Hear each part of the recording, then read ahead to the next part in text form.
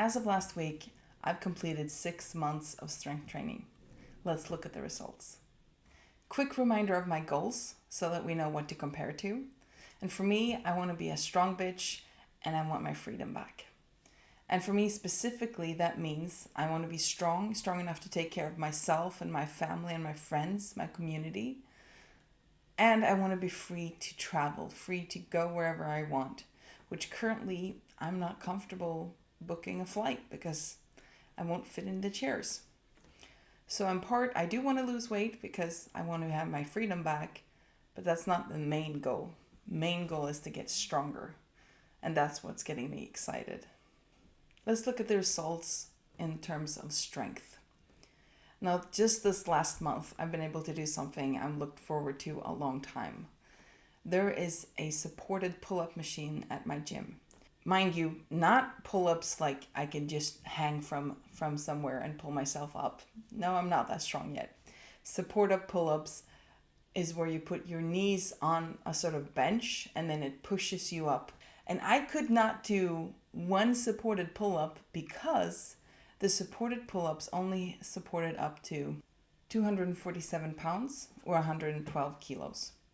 And currently, I'm 174 pounds, which is 170 kilos, which means I would have to pull 127 pounds or 58 kilos. Over the last 6 months, I've been building that strength by doing lat pull downs. And this last month, I've been able to. Started with not being able to do one still and doing like negative, where you just pull yourself up and then like you start at the top and you slowly let yourself go down. That's where I started. And then I was able to do one and then one more. And now I can do 3 sets of 3 reps with a full support. And I'm really excited about it. It's so much fun. So I'm definitely seeing results from my strength training. I'm going to show you some numbers here as well. These are some of the essential compound exercises that I'm training, such as squat and deadlift, lat pull downs or supported pull-ups. I also do bench press and shoulder press or overhead press.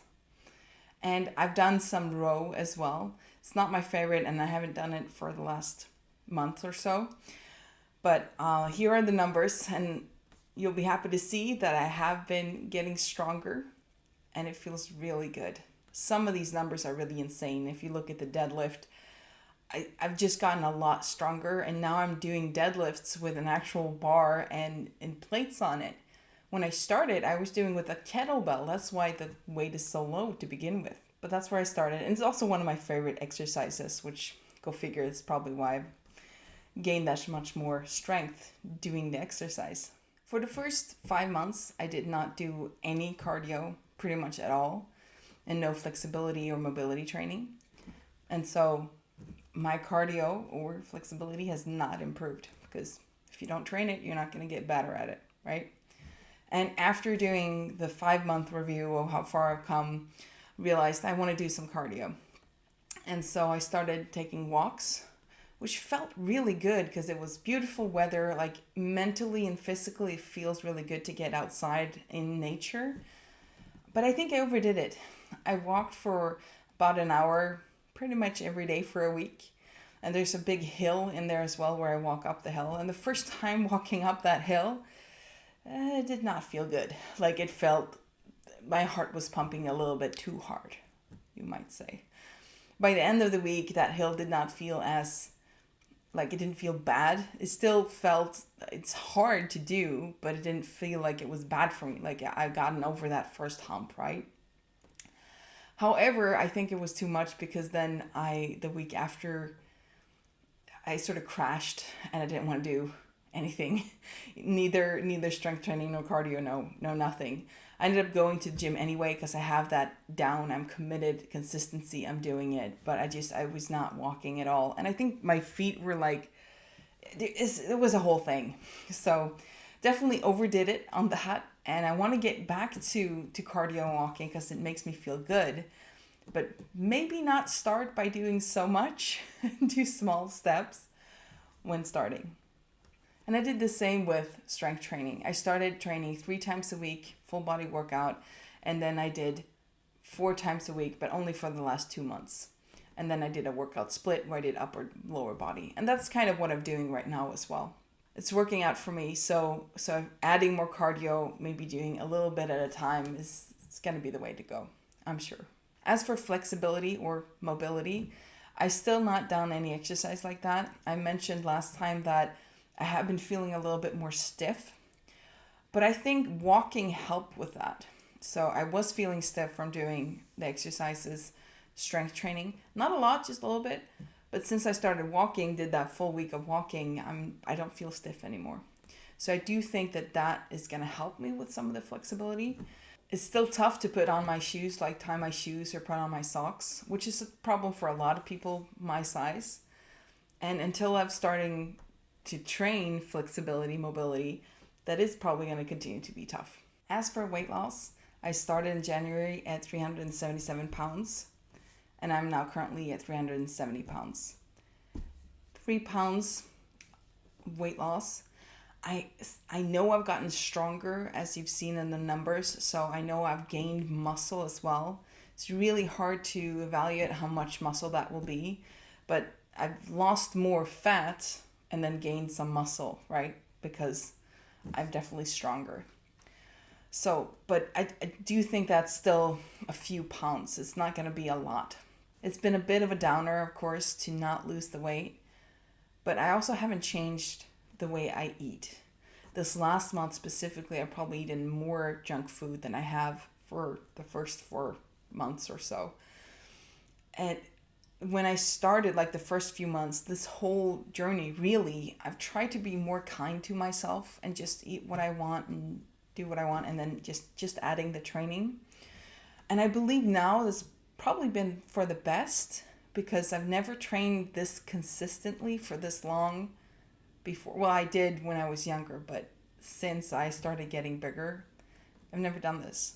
So just focusing on the one step of consistent training, I think has been really helpful.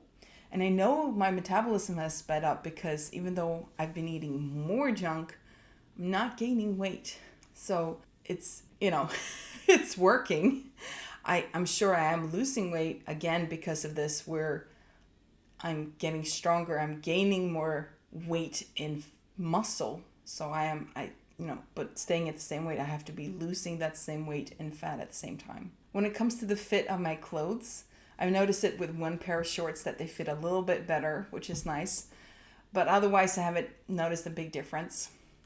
And that really is the insight, right? That even though I know it's working with strength training, it's affecting weight loss, or I say fat loss, a lot less than it would if I were to focus more on food intake, which is something I want to do going forward, because not only do I want to get stronger, as I mentioned with goals, but I also want to be able to fit into an airplane seat and feel comfortable traveling in these things. For me, eating is emotional regulation.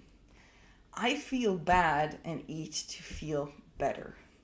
And so each time that happens, I've been,